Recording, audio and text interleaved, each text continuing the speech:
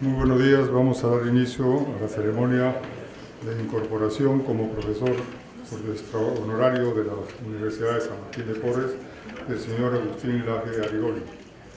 Bienvenidos a todos y empezamos dando lectura a la resolución rectoral a través de la cual se le otorga este reconocimiento al señor Laje. Resolución rectoral 815-2026 CUR-USMP, Lima, 21 de mayo de 2026.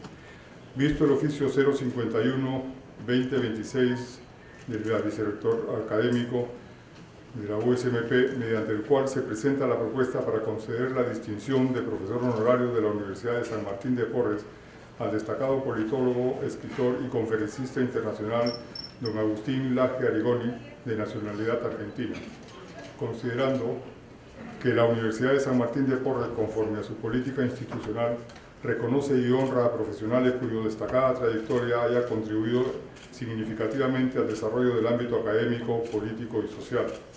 Que el señor Agustín Laje Arrigoni es licenciado en Ciencia Política por la Universidad Católica de Córdoba, cuenta con una especialización en contraterrorismo y combate contra el crimen organizado por el Centro de Estudios Hemisféricos de Defensa, CHDS, de la National Defense University de Washington, D.C.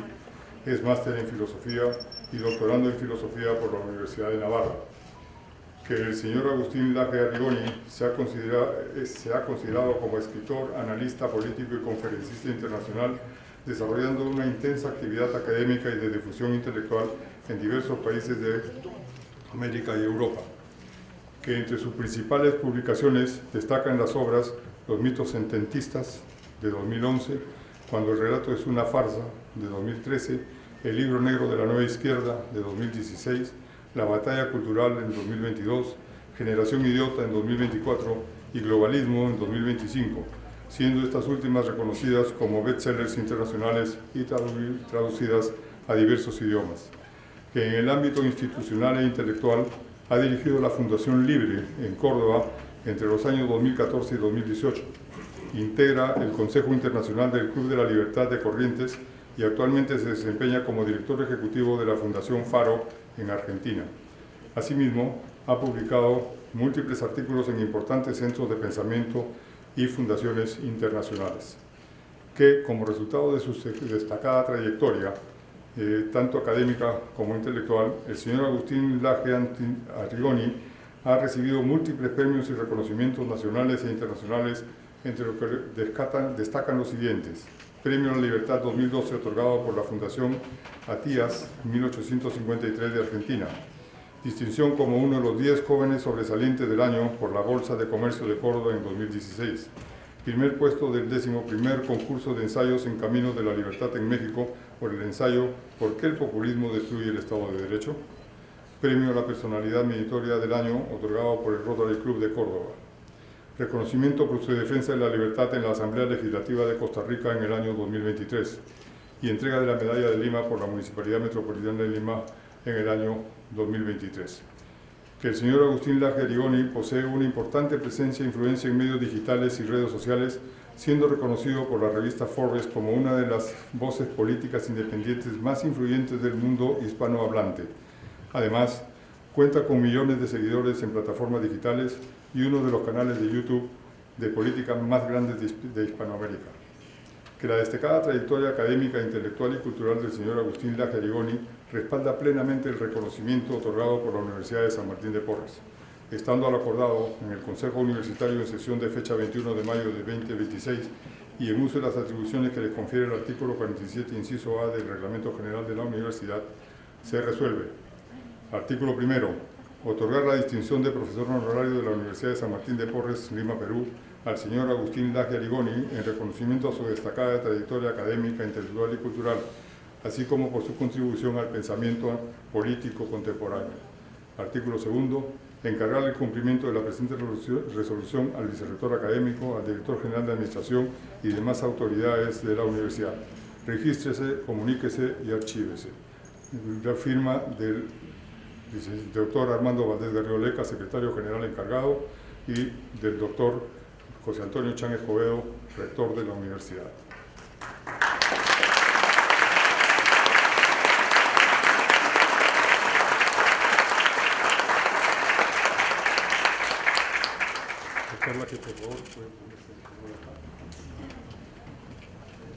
Sí, al frente, para que lo pueda poner pantalla. Vamos, el vicerrector académico de la universidad, el doctor Raúl Vago García, va a hacer entrega de imposición de la medalla correspondiente como profesor honorario de la Universidad de San Martín de Porres al señor Laje. Y le entregará copia de la resolución correspondiente.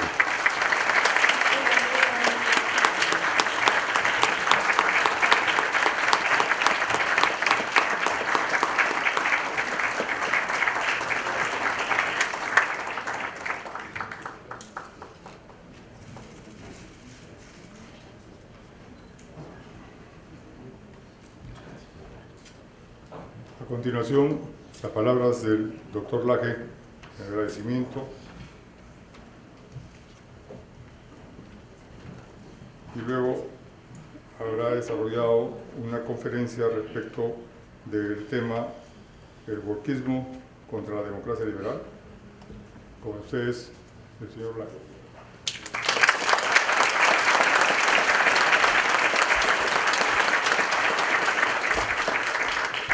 Muy buenos días para todos. Muchísimas gracias a las autoridades de la universidad, vicerrector académico. Gracias por distinguirme con el título de profesor honorario.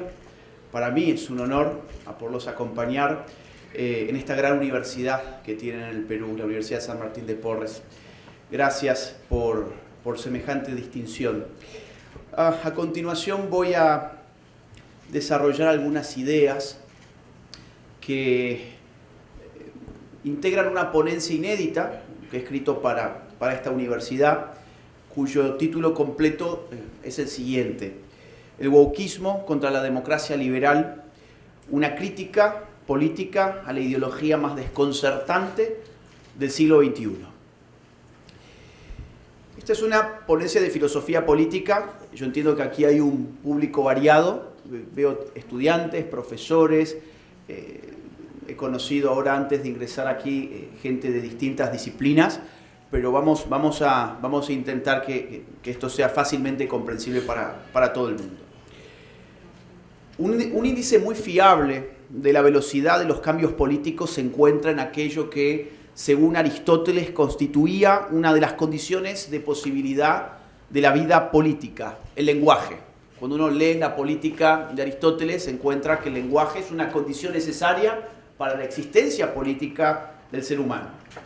La redefinición permanente de conceptos y, sobre todo, la necesidad creciente de crear conceptos enteramente nuevos revelan por ello mismo la irrupción constante de escenarios inéditos para los cuales nuestro lenguaje dispone y parece que ya no puede alcanzar. La prueba más... Voy a agarrar mis lentes, perdón. Cada día veo un poco menos, así que esto ya es inevitable. La prueba más rigurosa de esta alteración constante del lenguaje se encuentra en las revoluciones. No hay revolución sin una redefinición radical del lenguaje político. La razón es fácil de comprender. Si toda revolución inaugura un tiempo enteramente novedoso, suponiendo un corte radical con toda historia pasada, entonces el lenguaje político no puede continuar significando aquello que ha dejado atrás. Toda la escuela de historia conceptual inaugurada en Alemania por Reinhard Koselleck está atravesada precisamente por esta tesis. En las últimas décadas hemos asistido a toda una batería de nuevos conceptos políticos. ¿Es que estamos viviendo una revolución? Parece más bien que la vida misma se sumergió en una suerte de revolución permanente. Por tomar algunos ejemplos significativos, pensemos en términos como globalismo, transhumanismo, posverdad, multiculturalismo y wokismo. Todos ellos suponen una novedad radical, cuyo en vez consiste en el fin de alguna larga fase histórica. Así pues, el globalismo, por ejemplo, implicaría el fin de esa criatura política nacida en la modernidad occidental que llamamos Estado soberano. El transhumanismo supone el fin del hombre entendido como un ser provisto de una naturaleza biológica determinante. La posverdad supone el fin de la verdad como horizonte común de la deliberación pública.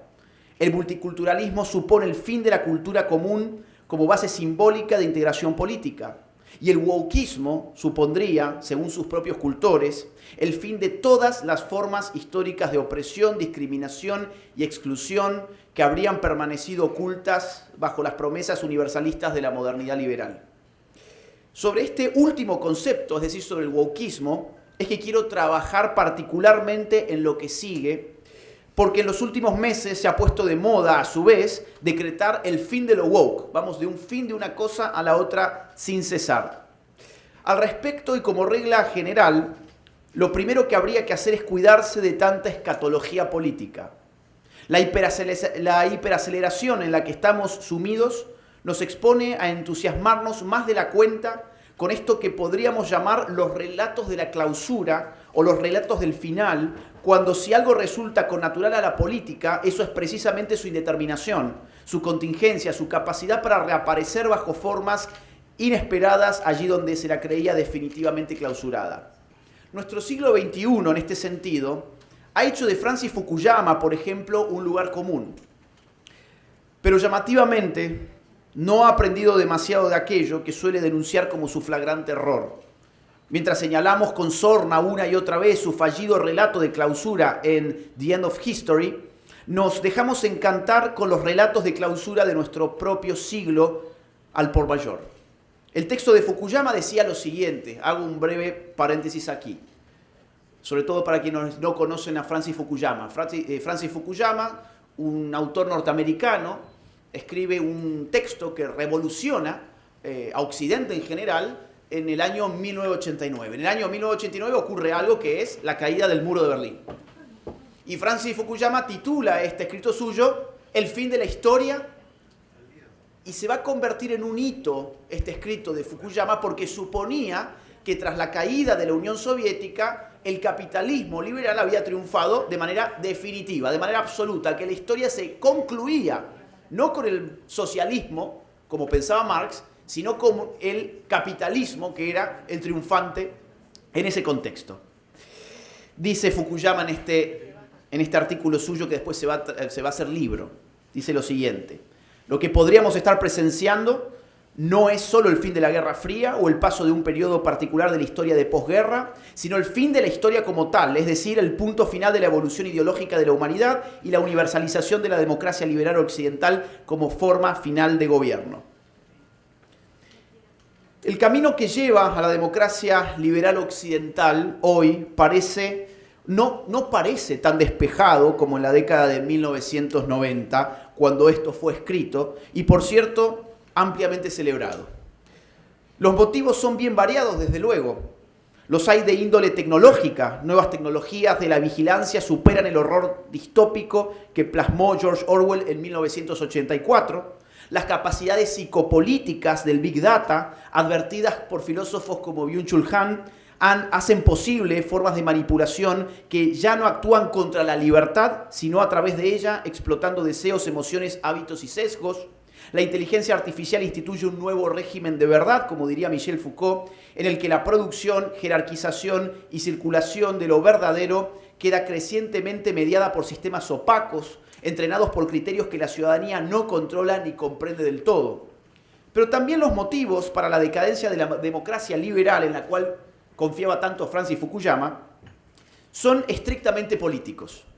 El crecimiento sostenido de los organismos internacionales supone un alejamiento de la política respecto del ciudadano de carne y hueso, al que se le agrega una capa más de dominación absolutamente desconectada de su vida real. La captura del Estado por parte de élites económicas, tecnológicas y mediáticas hace que la representación popular se devalúe constantemente, replegando y aislando al ciudadano común. La degradación de las élites políticas, a su vez, empobrece la vida representativa, sustituyendo la prudencia, la deliberación y el sentido de Estado por la administración táctica de emociones, consignas y coyunturas mediáticas.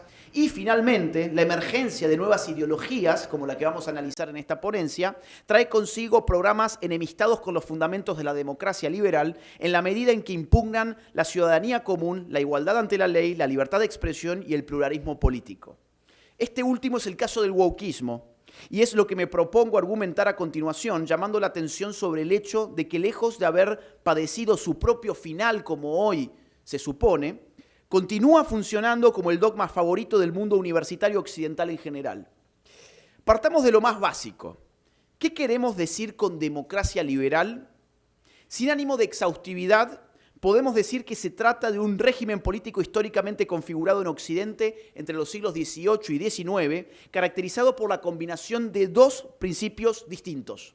Por un lado, el principio democrático, según el cual el poder político debe fundarse directa o indirectamente en algo llamado la voluntad del pueblo.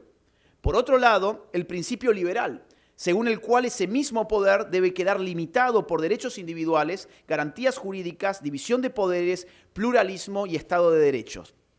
Ambos principios no siempre fueron juntos. Por ejemplo, la Revolución Francesa, especialmente bajo el dominio de la Convención Montañesa, liderada por Robespierre en su momento, mostró que la democracia, cuando se desliga de límites liberales efectivos, puede desembocar en una forma de despotismo ejercido en nombre del pueblo. Jacob Talmont encontró en esta experiencia el origen mismo del totalitarismo moderno. Pero también existió el fenómeno inverso, regímenes liberales sin democracia, como el liberalismo censitario del siglo XIX, por ejemplo, paradigmáticamente representado en la monarquía de Julio en Francia. Allí había parlamento, garantías jurídicas, defensa de la propiedad y límites al poder, pero la participación política quedaba reservada a una minoría de propietarios. La democracia sin liberalismo podía convertirse en tiranía popular. El liberalismo sin democracia podía degenerar en oligarquía. La democracia liberal nace precisamente del intento de contrarrestar estos dos peligros. Y una síntesis eficaz de esto viene a llevarla a cabo, como sabemos, Alexis de Tocqueville, en La democracia en América. El sistema de la democracia liberal supone como elementos mínimos los siguientes. Y esto, por favor, reténgalos porque es sobre la base en la que vamos a trabajar en lo que sigue. Número 1. El pueblo, compuesto por la universalidad de los ciudadanos que integran una nación, es el soberano. Número 2. La regla de la mayoría determina, bajo procedimientos regulares, lo que se denomina voluntad del pueblo. Número 3. Esta voluntad está limitada por derechos individuales fundamentales que ninguna mayoría puede legítimamente atacar. Número 4. Todos los ciudadanos son iguales ante la ley, de modo que el poder público no puede distribuir derechos, cargas o privilegios según alguien pertenezca a una clase, a una raza, a un sexo, a una religión o a una identidad particular. Número 5. El poder político se encuentra sometido al Estado de Derecho, a la división de poderes y a garantías jurídicas estables. Número 6. El pluralismo político asegura la legitimidad del desacuerdo, de la oposición y de la alternancia en el poder. Y número 7. La libertad de expresión permite que la voluntad popular no sea una ficción administrada desde arriba, sino el resultado siempre provisorio de una deliberación pública abierta. Estos son, a mi juicio, los 7 rasgos mínimos que exige un sistema que pudiéramos llamarle de democracia liberal. Y sobre estos rasgos vamos a trabajar a continuación. Porque mi argumento es que el wokismo se revuelve de una u otra forma contra todos y cada uno de estos elementos. ¿Pero qué significa wokismo? Digo, esta palabra es muy nueva. Digo, nuestro lenguaje político, como expresé al inicio, se está redefiniendo constantemente porque las estructuras de poder se redefinen constantemente.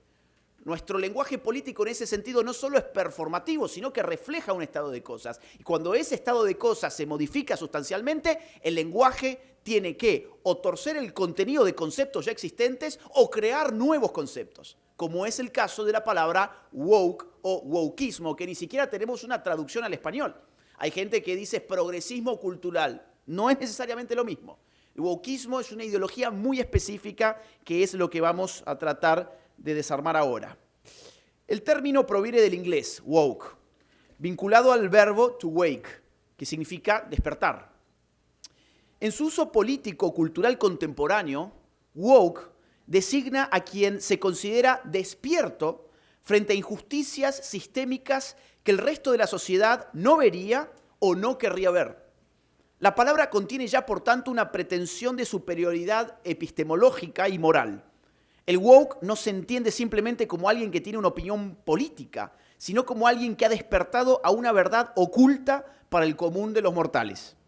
Desde ese punto de vista, los militantes woke se conciben a sí mismos como sujetos llamados a revelar, denunciar y abolir las estructuras de opresión que estarían disimuladas bajo la normalidad de las democracias liberales precisamente. En otras palabras, el wokeismo puede interpretarse como la expresión más radical de lo que el filósofo político Kenneth Minogue denominó como la teoría pura de las ideologías. Con esta fórmula, Minogue se refería a una estructura mental según la cual la realidad social queda dividida en dos planos. Por un lado, una superficie visible, aparentemente normal, donde los hombres creen actuar libremente. Por otro lado, una estructura profunda de dominación que solo el ideólogo sería capaz de identificar, de hacer salir a la luz. La ideología funciona entonces sobre la base de una hermenéutica de la sospecha. Detrás de la costumbre descubre opresión. Detrás de la neutralidad descubre privilegio. Detrás del derecho descubre mero poder. Detrás del lenguaje ordinario descubre violencia simbólica. Detrás de la convivencia democrática encuentra relaciones invisibles de dominación. La matriz política que divide al mundo en opresores y oprimidos se convierte en el verdadero fundamento de la realidad social. Cada institución, en cada relación social, si uno cuenta con las herramientas ideológicas apropiadas, puede descubrir toda una serie de opresiones que a simple vista se encontraban ocultas. Así, por ejemplo, el matrimonio se redefine como una institución heteropatriarcal. Un gesto de caballerosidad para con una mujer oculta un signo de supremacía machista. Una característica biológica aparece ahora como un dispositivo arbitrario a deconstruir. El combate contra la delincuencia se interpreta como racismo. El mérito se denuncia como una ficción meritocrática destinada a encubrir privilegios estructurales.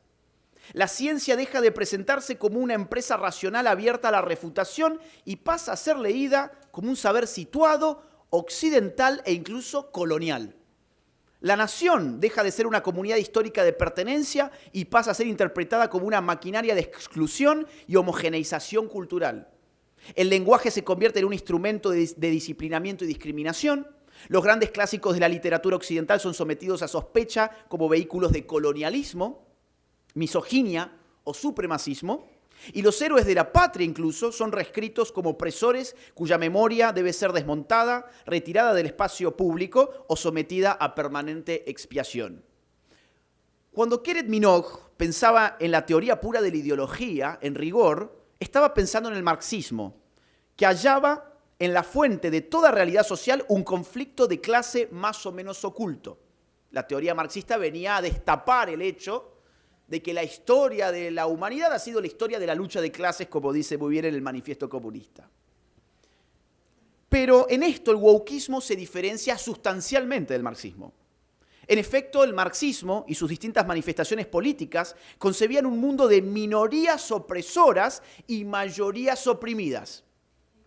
El grito de obreros del mundo unidos era el de un internacionalismo convencido de representar el interés presuntamente objetivo de las inmensas mayorías de la humanidad. Y para ser más precisos, esta es también la lógica de las revoluciones burguesas previas. Por ejemplo, cuando el abate Sieyès denuncia en que es el tercer estado, los estamentos privilegiados de la Francia del antiguo régimen, se indigna al ver que el poder que detentan es inversamente proporcional a la cantidad de personas que los integran. Esta fue la característica de las revoluciones del siglo XVIII, siglo XIX y también de las revoluciones socialistas del siglo XX. La idea era que las mayorías estaban siendo oprimidas por las minorías. En el wokeismo, esta lógica se invierte por completo. Quien descubra el fondo de la realidad social podrá advertir un cruento drama en el que las mayorías se dedican a oprimir a las minorías. Es exactamente al revés. Por ello, el acento del woke está puesto no en el pueblo, sino en sus márgenes. Lo suyo es una revuelta contra la norma, lo estadísticamente normal, una subversión que tiene por objeto a lo que genéricamente podríamos denominar el hombre común. De ahí la extravagancia de los sujetos políticos que invoca, apoyado en la doctrina de la interseccionalidad, que ya les voy a contar qué es. minorías raciales, minorías sexuales, minorías de género, minorías migrantes, minorías religiosas, cuerpos no normativos, minorías estéticas, identidades fluidas, subjetividades disidentes, culturas colonizadas, culturas subalternas y un inacabable etcétera. Para el wokismo, el concepto de pueblo en el que descansan nuestros sistemas democráticos modernos, ciertamente, entendido como la universalidad de una ciudadanía jurídicamente igualada, oculta particularidades marginales para las cuales la mera igualdad jurídica no sería liberadora, sino una forma encubierta de opresión. Por eso el sujeto político del wokismo no es el ciudadano, ni tampoco el individuo como en el liberalismo. Es la identidad agraviada. No parte de aquello que los hombres tienen en común en tanto miembros de una misma comunidad política, sino de aquello que los separa: raza, sexo, género, orientación sexual, origen étnico, condición migratoria, discapacidad, religión, historia colonial o posición cultural.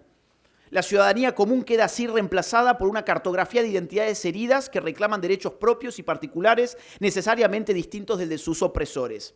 La noción de isonomía que heredamos de los griegos y que significaba igualdad ante la ley, y sobre la que nosotros construimos nuestros conceptos modernos de ciudadanía y de nación, pero también de libertad negativa, como tanto se esforzó por mostrar Hayek en la segunda mitad del siglo XX, queda así desactivada ante las exigencias diferenciales de tribus identitarias que ya no reclaman simplemente igualdad de derechos, sino estatutos especiales de protección, reconocimiento y reparación. Con ello se quiebra un principio fundamental de nuestras democracias liberales: la unidad jurídica de la ciudadanía, que es el punto en el que el democratismo y el liberalismo precisamente han tendido a encontrarse. Esta unidad supone que todos los miembros de la comunidad política comparecen ante la ley bajo una misma condición, la de ser precisamente ciudadanos. El derecho no pregunta en principio por la raza, el sexo, la religión, la orientación sexual, el origen étnico o la identidad subjetiva de quien lo invoca, sino por su condición común de persona jurídicamente reconocida. Ahora bien, estas categorías comienzan a determinar una existencia jurídica separada del común, cuando se les adjudica una relevancia normativa propia, es decir, cuando dejan de describir rasgos particulares de la vida social y pasan a funcionar como títulos específicos de derecho, protección o reparación. Esto sucede así por obra de la opresión. Es ella la que constituye al oprimido como un sujeto que habita un mundo impenetrable para el común de los mortales en su calidad, por supuesto, de opresores. En efecto, la separación jurídica es el reflejo político de una separación existencial mucho más profunda. Los oprimidos vivirían en mundos impenetrables para los opresores, derivándose de cada uno de ellos una racionalidad inalcanzable para el opresor. El wokismo supone en este sentido toda una epistemología del victimismo. Al oprimido le correspondería una razón particular, una serie de percepciones, vivencias y saberes inaccesibles para quienes no ocupan su lugar. El oprimido no solo padecería una injusticia, también poseería una verdad situada, intransferible e inalcanzable para aquellos que no comparten su condición. Esta operación tiene consecuencias políticas radicales. Si cada identidad posee una verdad propia, nacida de su experiencia de opresión, entonces la deliberación común se vuelve cada vez más difícil, cuando no imposible. Ya no discutimos como ciudadanos que pueden persuadirse mediante razones compartidas, sino como portadores de experiencias incomunicables. La política deja de organizarse alrededor de argumentos y pasa a organizarse alrededor de posiciones identitarias. Un ejemplo evidente puede encontrarse en el debate sobre el aborto. Bajo esta lógica, la legitimidad para intervenir en la discusión ya no dependería de la fuerza de las razones ofrecidas, sino de la sexualidad o de la identidad autopercibida de quien interviene en el discurso público. Otro ejemplo puede encontrarse en el debate sobre el llamado racismo sistémico. Quien pertenece a una mayoría étnica o racial es tratado de entrada como alguien epistémicamente sospechoso. No solo podría estar equivocado, sino que su desacuerdo sería ya una prueba de su privilegio racial. Así, denunciar el aumento del crimen en determinados barrios puede dejar de ser considerado un juicio prudencial sobre la seguridad pública para ser reinterpretado como un prejuicio racial encubierto. Pedir más presencia policial puede dejar de ser leído como una demanda de protección de los ciudadanos para convertirse en una forma de criminalización de minorías. E incluso defender la aplicación neutral de la ley puede ser presentado como complicidad con un sistema estructuralmente racista. He aquí los fundamentos de lo que llevó el triste nombre de cultura de la cancelación, que tiende a denominar discursos de odio a toda expresión que se oponga a determinadas demandas formuladas en nombre de minorías presuntamente oprimidas. Como el wokismo es un producto esencialmente universal occidental, no debe extrañarnos que la primera institución que sufriera con particular intensidad los embates de estos dispositivos sensores haya sido precisamente la Universidad Occidental. Así vimos a profesores sometidos a campañas de hostigamiento, investigaciones disciplinarias o procesos de reeducación ideológica por resistirse al nuevo régimen lingüístico y moral, como por ejemplo fue el caso célebre, o lamentablemente célebre, de Jordan Peterson en Canadá. Incluso vimos docentes encarcelados por oponerse a la imposición de pronombres de género, como fue el caso de Enoch Burke en Irlanda recientemente. Vimos a cuerpos de docentes completos autoflagelarse en vivo y en directo, como la Universidad de Evergreen, donde fueron sometidos a practicar el degradante ritual name and shame, en el cual cada uno tiene que exponer públicamente sus privilegios y flagelarse por ellos. Esto, busquen el video, es una cosa demencial. Todos los docentes de Evergreen diciendo, bueno, yo tengo que pedir perdón por ser blanco, hombre, heterosexual y ese tipo de pavadas. Eso fue Universidad de Evergreen, pueden buscarlo y chequear. Supongo que el caso de Jordan Peterson lo conoce muy bien. Les invito a que busquen el caso de Burke en Irlanda, perseguido por la justicia, encarcelado por no usar pronombres de género en el contexto educativo. Vimos también universidades en Canadá pidiéndoles a sus alumnos completar formularios para determinar en qué lugar de la escala de opresión se encontraban y así establecer en qué lugar del aula tenían derecho a sentarse y en qué orden podían intervenir en la clase. Era una especie de grilla en la cual se les preguntaba sexo, orientación sexual, raza, etnia, estatus migratorio. Esto no es una broma. Y en función de eso se hacía una especie de jerarquía entre opresores y oprimidos, de modo que los opresores al fondo del aula y los oprimidos al principio. Vimos también alumnos perseguidos, tanto por profesores como por otros alumnos, por no adherir a los dogmas woke del momento, en universidades como el TEC de Monterrey, la Universidad Autónoma de Baja California, la Universidad Católica de Chile, la Universidad Javeriana de Colombia, la UNA y la UCR de Costa Rica y tantas otras. Y vimos en su extremo más trágico cómo la violencia simbólica woke contra voces conservadoras podía desembocar incluso en violencia material, como ocurrió con el asesinato de Charlie Kirk durante un acto universitario en Utah Valley University. Hay que decir que la justificación de esta reducción brutal de la libertad de expresión por motivos políticos no es tan nueva como podría creerse, sino que encuentra raíces en la Escuela de Frankfurt y más particularmente en Herbert Marcuse, uno de sus antecedentes teóricos más explícitos. En efecto, ya en 1965, en su ensayo Tolerancia Represiva, Marcuse sostenía que la tolerancia clásica podía volverse funcional a la conservación de una sociedad injusta y que por lo tanto debía ser reemplazada por lo que él llamaba una tolerancia liberadora. Esta última, escribía Marcuse, cito, significaría intolerancia contra los movimientos de la derecha y tolerancia hacia los movimientos de la izquierda. Fin de la cita. Y su alcance debía extenderse no solo a la acción, sino también a la discusión y a la propaganda, no solo al hecho, sino también a la palabra, dice Marcuse. Aquí aparece formulada con notable anticipación una de las premisas centrales de la censura contemporánea. La libertad de expresión deja de ser un principio común y pasa a ser evaluada según la dirección política de quien habla. Si la palabra procede del lado considerado opresor o reaccionario, puede ser restringida en nombre de la liberación. Si procede del lado considerado emancipatorio u oprimido, debe ser protegida incluso cuando resulte agresiva, disruptiva o abiertamente intolerante, como lo confesaba el propio Marcuse. El núcleo de la cultura de la cancelación surge de la misma racionalidad jurídico-política woke, a saber, la distribución de derechos, protecciones y tolerancias institucionales debe ser una función del lugar que cada uno ocupa en un continuum de opresión, articulado a su vez con una determinada toma de posición política. La regla básica es la siguiente: a más opresión, más derechos; a menos opresión, menos derechos. Y esos derechos no se limitan a la libertad de expresión, sino que se extienden a muchos otros planos. La posibilidad de acceder a créditos preferenciales. Hace poco en Estados Unidos lanzaron en un estado una línea de créditos muy favorable para el ciudadano, solo que había una condición: si no eras afroamericano no te lo podían dar. La competencia por un puesto de trabajo, el acceso a becas, subsidios o cupos universitarios, la presunción de credibilidad en ciertos conflictos, la tolerancia social frente a determinadas transgresiones e incluso el grado de severidad con que ciertas conductas son juzgadas por instituciones, medios de comunicación o autoridades públicas.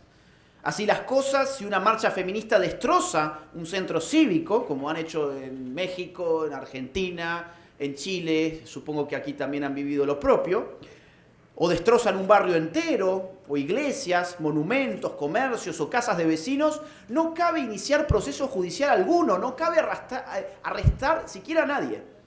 Por el contrario, la violencia suele quedar rodeada de explicaciones comprensivas, rabia acumulada, dolor histórico, violencia simbólica previa, respuesta frente a una opresión estructural. Esas son las excusas que los medios suelen utilizar.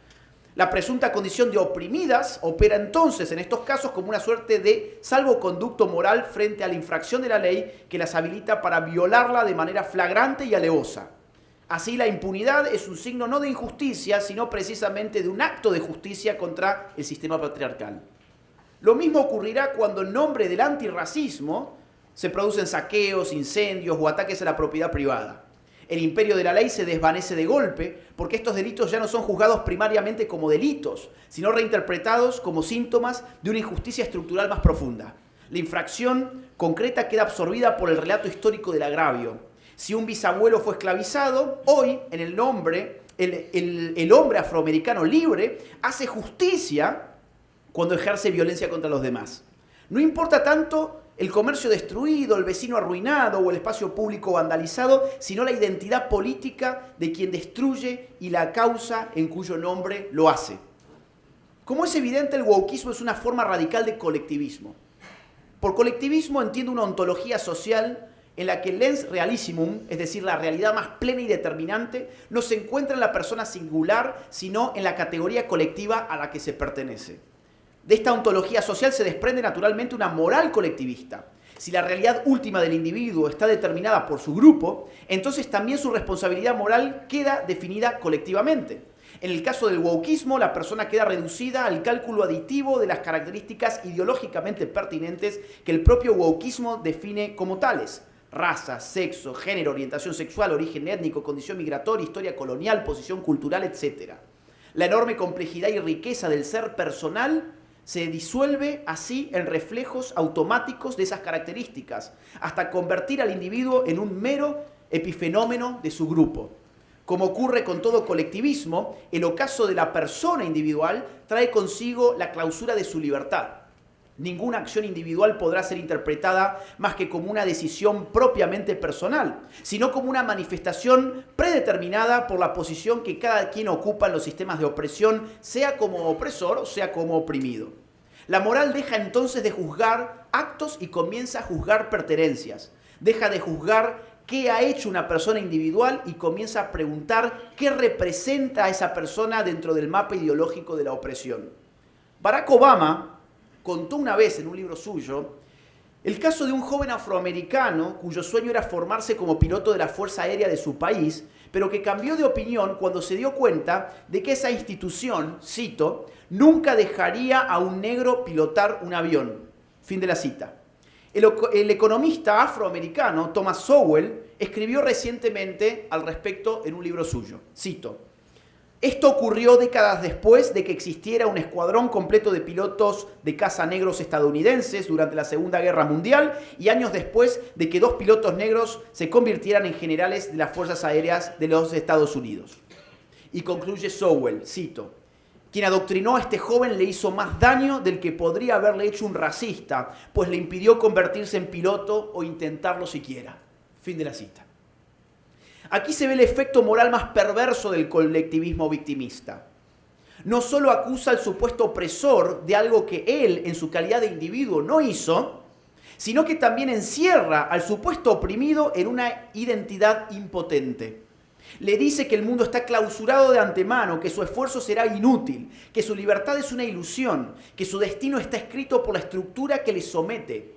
Bajo la apariencia de liberarlo, en realidad lo despoja por completo de agencia. Con esto desembocamos en un punto de llegada crucial. Si el individuo determinado por las estructuras de opresión, carece de agencia, y si el grupo de los oprimidos por definición está subordinado a mayorías de opresores, entonces, ¿cómo se los puede emancipar? ¿Qué se necesita para lograr semejante cometido? La respuesta es evidente, se necesita poder político. Más precisamente se necesita un poder situado por encima de la sociedad, capaz de intervenir sobre ella, de reorganizarla, corregir sus desigualdades, redistribuir sus oportunidades, disciplinar su lenguaje, revisar sus símbolos, reconfigurar sus usos y sus costumbres, purgar sus instituciones y administrar sus relaciones internas según el criterio ideológico de la opresión. Esta es la parte que tanto gusta a la izquierda, que encuentra en ello un nuevo leitmotiv para engrosar nuevamente el aparato estatal, incluso más allá de lo que las meras reivindicaciones de redistribución económica hubieran requerido. El colectivismo siempre acaba en lo mismo: hipertrofia del Estado, cuando no en totalitarismo abierto. Sin embargo, este colectivismo que llamamos woke es ligeramente distinto de los que conocimos en el siglo XX, cuyo centro de gravedad era o bien la clase social destinada por las leyes económicas a clausurar la historia de la lucha de clases, o bien la raza superior destinada por las leyes biológicas a engendrar un tipo humano cualitativamente superior. En ambos casos, el individuo quedaba subordinado a una totalidad que lo trascendía: la clase en el comunismo, la raza en el nacionalsocialismo. El wokeismo conserva esa estructura colectivista, pero ya no la organiza alrededor de una única identidad totalizante, sino de una pluralidad de sujetos políticos victimizados que deben ser articulados en una cadena común de agravios y opresiones. En términos laclonianos, se trata de una política equivalencial. Distintas demandas particulares, raciales, étnicas, sexuales, migratorias, de género, coloniales, culturales, son enlazadas bajo una misma gramática de opresión y emancipación y terminan habitualmente hegemonizadas por las izquierdas para ser opuestas al capitalismo, al conservadurismo, al neoliberalismo, al cristianismo, etc. Esto es precisamente lo que en el vocabulario woke contemporáneo se denomina como política interseccional. Por estos motivos es fácil comprender que el estatismo de tipo woke se manifieste especialmente como una administración moral e identitaria de la sociedad. Oficinas de diversidad, protocolos de lenguaje, cuotas de género, de raza, de etnias, programas de reeducación, tribunales informales de reputación, censura algorítmica, instituciones de vigilancia del discurso, burocracias de inclusión y políticas públicas orientadas a corregir desigualdades definidas previamente como estructurales. El Estado, y junto a él las universidades, las empresas, las plataformas y los organismos internacionales, aparece como el gran terapeuta de una sociedad declarada enferma de opresión. Así de un plumazo, y como a esta altura debe resultar más claro, el wokeismo se carga todos y cada uno de los principios que estructuran la democracia liberal, que como ya les comenté, a mi juicio son los 7 que les acabo de leer. Siguiendo entonces el mismo orden de los principios que establecimos al comienzo, podríamos concluir que bajo la ideología woke, número 1, en correspondencia con nuestro primer punto de los rasgos definitorios de la democracia liberal, ya no hay pueblo que representar bajo la ideología woke, sino minorías identitarias que atender, proteger y reparar.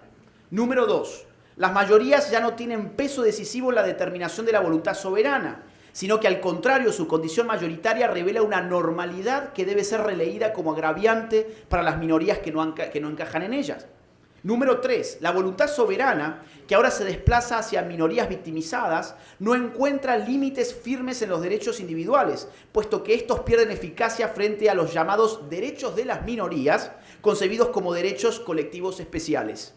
Número 4, para gozar de estos derechos se requiere, por supuesto, ser parte de una categoría social oprimida, con lo cual la igualdad ante la ley queda desarticulada por entero. Número 5. El Estado de Derecho y las garantías también pierden eficacia, porque el cumplimiento de la ley se relativiza ante la identidad del colectivo que la infringe o que la invoca. Número 6. El pluralismo político deja de ser una opción legítima, puesto que pasa a ser interpretado como la máscara, la tolerancia represiva bajo la cual se protegen los misóginos, los homófobos, los racistas, los xenófobos, etc. Número 7. La libertad de expresión, finalmente, queda subordinada a una nueva doctrina del daño, según la cual toda palabra contraria a las demandas de las identidades victimizadas puede ser redefinida como violencia, odio, discriminación o amenaza contra la seguridad emocional de los grupos protegidos. Esta conclusión me parece de lo más relevante por varios motivos. En primer lugar, porque se ha pretendido que el wokismo era una suerte de radicalización de la democracia liberal. Falso. La democracia, muy particularmente desde el siglo XIX, ha gozado de tan buena prensa que casi nadie quiere definirse políticamente por fuera de sus contornos. Incluso las más sanguinarias dictaduras totalitarias pretendieron constituir formas sustantivas de democracia. El wokismo no es la excepción. También le gusta pensarse a sí mismo como una profundización democrática, como una ampliación de derechos, como la incorporación de voces históricamente excluidas. De hecho, uno de los principales vehículos políticos de su expansión institucional ha sido el Partido Demócrata de los Estados Unidos, no solo en la política doméstica, sino también en la política exterior. Durante administraciones demócratas y muy especialmente bajo el último gobierno de Joe Biden, organismos estatales de cooperación internacional como USAID incorporaron explícitamente el lenguaje de la equidad, la inclusión, la perspectiva de género y los derechos LGBTQI+, como parte de su agenda global. La ideología woke dejó así de ser una sensibilidad universitaria o cultural para convertirse en criterio de financiamiento, diplomacia pública y asistencia internacional. Esto me lleva a un segundo punto. La conclusión a la que arribamos es más pertinente aún allí donde se está poniendo de moda clausurar la experiencia woke con un rotundo fin del wokismo. Si ustedes revisan los artículos que se han escrito este año sobre wokismo, van a ver que en general todos coinciden en que el wokismo habría llegado a su fin por esta manía que tenemos de clausurar procesos políticos e ideologías políticas porque te garantizan probablemente un buen título para un artículo. O una buena publicación que llame la atención y que la gente la quiera ver. En este exitismo triunfalista, además de buena fe, encontramos también cierta estrechez de miras. En efecto, a lo que estamos asistiendo es apenas a una desaceleración estrictamente gubernamental y empresarial del fenómeno woke, que responde fundamentalmente al cambio de gobierno de los Estados Unidos, al repliegue estratégico de muchas corporaciones que agotaron la paciencia de los consumidores y a la reacción de las derechas en distintas partes de Occidente. Pero hay un ámbito en el que el wokismo permanece intacto, con más salud que nunca. Ese ámbito es el de las universidades, que constituyeron la fuente misma de lo woke. A diferencia de lo que ha ocurrido con tantas otras ideologías políticas, en el caso del wokismo se trata de una ideología universitaria. Fue allí donde se elaboró buena parte de su vocabulario: interseccionalidad, racismo sistémico, enfoque de género, cisnormatividad, heteronormatividad, masculinidad tóxica, privilegio blanco, apropiación cultural, microagresiones, violencia simbólica, colonialidad, decolonialidad, disidencias, espacios seguros, lenguaje inclusivo, deconstrucción. Fue allí donde se legitimaron sus presupuestos teóricos, tomados habitualmente de pensadores consagrados por la academia como Michel Foucault, Jacques Derrida, Gilles Deleuze, Félix Guattari, Judith Butler, Edward Said o Donna Haraway.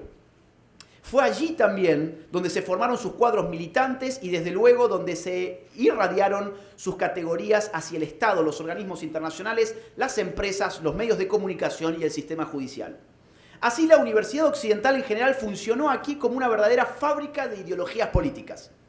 Aunque el gobierno de turno cierre oficinas de diversidad o algunas corporaciones abandonen campañas demasiado estridentes, las nuevas generaciones de filósofos, periodistas, politólogos, abogados, jueces, funcionarios, docentes, psicólogos, historiadores, comunicadores y burócratas seguirán siendo formados en una gramática político-moral donde la sociedad se divide entre opresores y oprimidos, la libertad de expresión se subordina al daño, la igualdad ante la ley se sustituye por la discriminación positiva y la ciudadanía común se fragmenta en identidades heridas.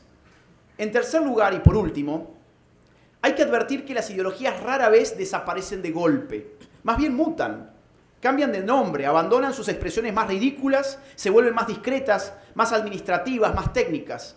Lo woke puede eventualmente dejar de llamarse woke, pero reaparecer bajo el nombre y bajo el lenguaje aparentemente neutro de la inclusión, la diversidad, la equidad, la justicia social, la justicia de género, la justicia racial o la gobernanza global. La palabra puede morir y sin embargo el dispositivo puede sobrevivir. Frente a ello, la respuesta no puede consistir simplemente en una reacción burlona contra los excesos más grotescos del progresismo cultural. La respuesta debe ser filosófica y política, recuperar los principios que el wokismo ha puesto en crisis. La democracia liberal no necesita negar que existan injusticias, desigualdades o discriminaciones. Lo que necesita negar es que la única forma de combatirlas sea destruyendo sus propios fundamentos. Porque una democracia liberal que renuncia a la ciudadanía común, a la igualdad jurídica, a la libertad de palabra y al pluralismo en nombre de la reparación de supuestas minorías oprimidas a la carta, deja de ser liberal y tarde o temprano deja también de ser democrática. Les agradezco mucho nuevamente a la universidad por esta distinción, al público por haber venido y por su atención. Muchas gracias a todos.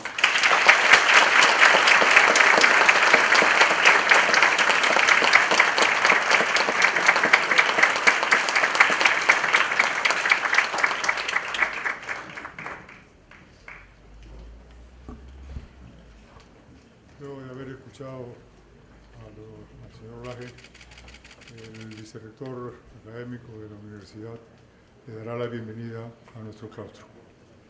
Doctor Bau.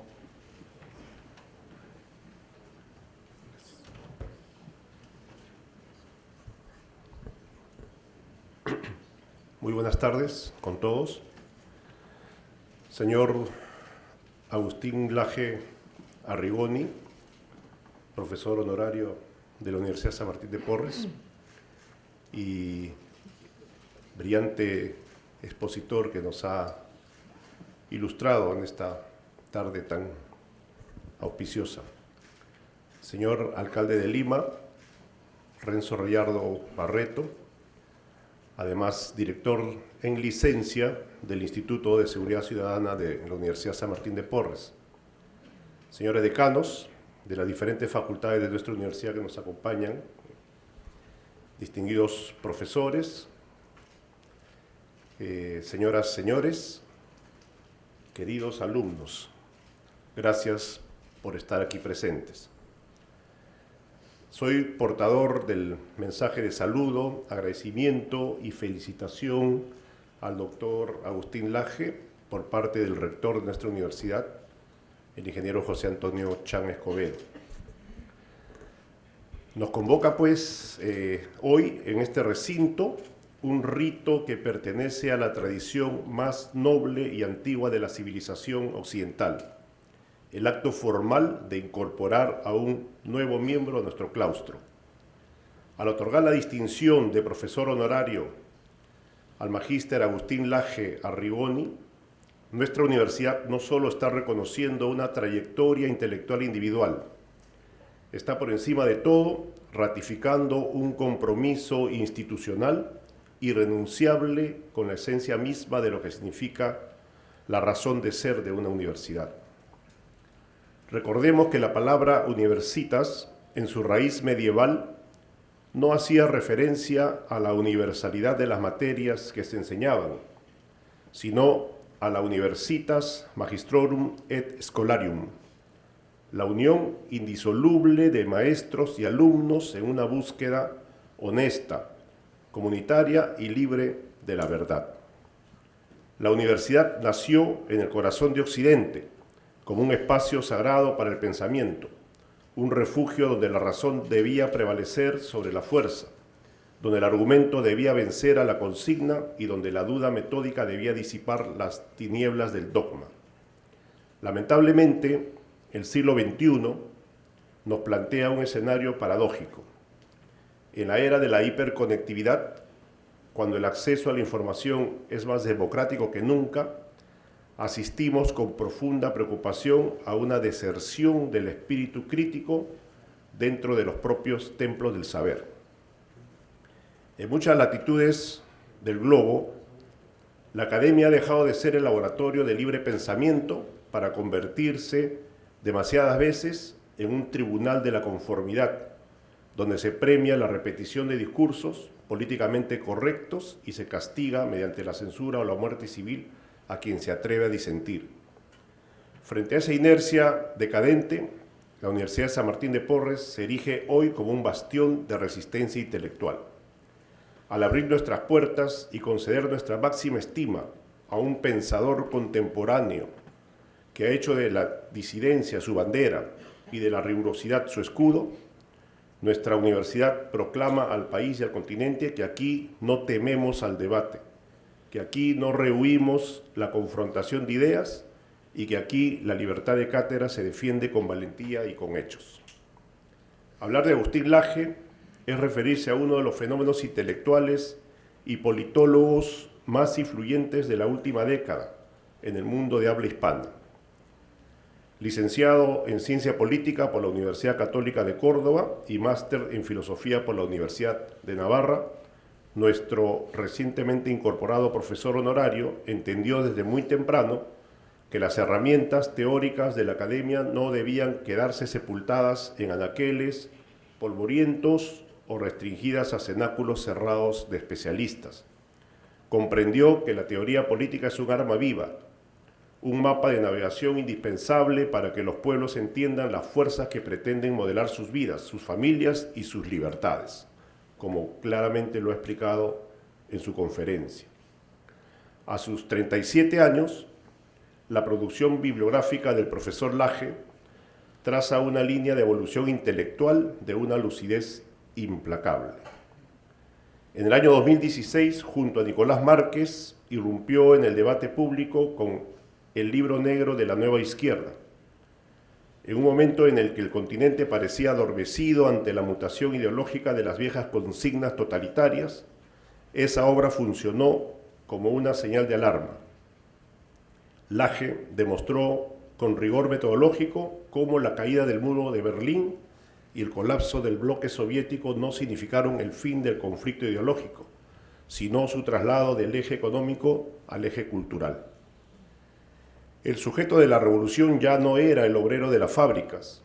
El nuevo sujeto eran las identidades fragmentadas, instrumentalizadas por una ingeniería social que buscaba dinamitar las bases de la familia, la tradición y el orden social tradicional. Aquel diagnóstico inicial encontró su madurez teórica en el año 2022 con la publicación de La batalla cultural, una teoría política para la nueva derecha. Este texto no es un panfleto, es un tratado de alta política que dialoga directamente con los grandes teóricos de la hegemonía, desde Antonio Gramsci hasta Ernesto Laclau. En sus páginas, Agustín Laje ofrece una estructura metodológica para comprender que el poder no se conquista de arriba hacia abajo, a través de un mero resultado electoral, sino de abajo hacia arriba, conquistando primero el sentido común de la sociedad, la educación, el arte y el lenguaje. Posteriormente, en Generación Idiota, en el año 2023, nuestro profesor honorario expandió su mirada hacia la sociología y la antropología cultural, advirtiendo sobre el peligro del adolescentrismo, una sociedad que al cortar sus amarras con la autoridad paterna, con la experiencia de los mayores y con el sentido de trascendencia, queda reducida a una masa infantilizada, esclava de la inmediatez digital y por lo tanto sumamente manipulable por el poder político. Más recientemente, en sus investigaciones plasmadas en globalismo, ingeniería social y control total, Agustín Laje eleva la mirada hacia la geopolítica contemporánea, desnudando cómo organismos supraestatales e intereses financieros pretenden imponer agendas unificadas que vulneran de forma directa la soberanía de los Estados-nación y la autodeterminación de nuestros pueblos. El motivo específico que corona esta jornada académica es la lección magistral que el profesor Agustín Laje ha expuesto en esta tarde. ¿El wokismo contra la democracia liberal? No estamos ante una pregunta retórica o un ejercicio de pirotecnia verbal. Estamos ante el dilema central que definirá la supervivencia de las repúblicas occidentales en las próximas décadas. La democracia liberal, con todas las imperfecciones que la historia le ha conocido, se fundó sobre un principio revolucionario y humanista: la existencia de derechos individuales inalienables y la igualdad absoluta de todos los ciudadanos ante la ley, de lo que los antiguos griegos llamaban isonomía. Bajo este modelo, no importa el origen social, el color de la piel, la fe religiosa o el sexo del individuo, el Estado reconoce o debe reconocer en cada persona una dignidad intrínseca y única. El wokismo, disfrazado bajo el manto de la empatía y la retención de los oprimidos, propone exactamente lo contrario. No busca la igualdad, busca la fragmentación, sustituye al ciudadano consciente por la tribu identitaria. Al hacerlo, destruye el pacto republicano y lo reemplaza por una guerra civil molecular, donde la posición de un individuo en la sociedad ya no depende de su talento, de su esfuerzo o de su rectitud moral, sino del grado de victimización que su grupo identitario pueda reclamar ante el Estado. Agustín Laje nos ha referido todo y eso más, y mucho más. Nos advierte con lucidez que el wokismo ha dejado de ser una simple excentricidad de los campus universitarios, fundamentalmente norteamericanos, para convertirse en una ideología de Estado, una ideología de lujo, entre comillas, adoptada por las élites corporativas y burocráticas globales para ejercer un control social sin precedentes. Cuando la ley ya no es neutral, cuando la justicia se aplica con criterios de cuotas de género u orientación identitaria, y cuando la libertad de expresión es sacrificada en el altar de los sentimientos heridos, la democracia liberal ha dejado de existir, transformándose en una tiranía blanda, pero no por ello menos opresiva. Escuchar estas verdades incomoda en el Perú, y la incomoda porque es una relevancia geopolítica crucial. Nuestra patria, que ha resistido a lo largo de su historia embates totalitarios de diversa índole, se encuentra nuevamente hoy en día en una encrucijada, donde la defensa de la libertad individual, la propiedad privada, la vida y la soberanía familiar demandan claridad intelectual y firmeza moral. Señoras y señores, el acto que hoy nos ha convocado no es un mero protocolo de cortesía. Al conferir la distinción de profesor honorario a Agustín Laje, la Universidad San Martín de Porres le dice al Perú y al continente americano que esta casa de estudios sigue siendo un territorio libre para las ideas, que no aceptamos la censura de las agendas globales, que no nos arrodillamos ante las modas ideológicas del momento y que valoramos el coraje civil de aquellos intelectuales que deciden dar testimonio de la verdad, aún a costa de su propia tranquilidad personal. Profesor Agustín Laje, al incorporarse formalmente a nuestro cuerpo docente, usted no solo asume un título, asume el compromiso de inspirar a los jóvenes, a ellos fundamentalmente. Ellos ven en usted no solo a un académico riguroso, sino a un referente de coherencia, a un hombre que ha demostrado que las ideas importan, que las palabras tienen consecuencias y que la verdad merece ser defendida con la palabra, con el libro y con el debate abierto. Nuestra universidad se enorgullece entonces de contar a partir de hoy con su ética, con su talento y con su magisterio.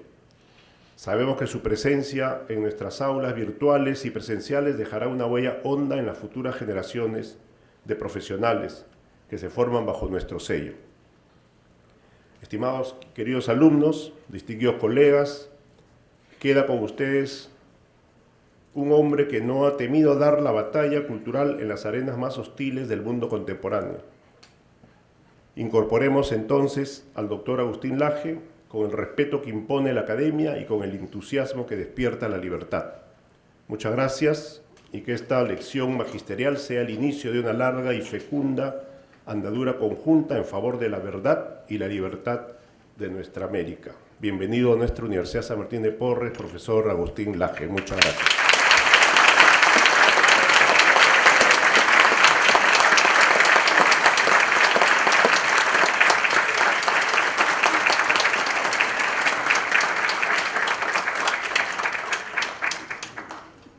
Vamos a haber concluido la ceremonia, vamos a pasar a hacer la fotografía oficial que habitualmente desarrollamos en la universidad. A los decanos, por favor, síganse a pasar adelante. Y al público en general, nuestro agradecimiento más profundo por haber acompañado en esta ceremonia oficial. A los alumnos y al público, por favor, por la puerta derecha para poder recibir un refrigerio. De la mano derecha pueden ir abandonando la sala.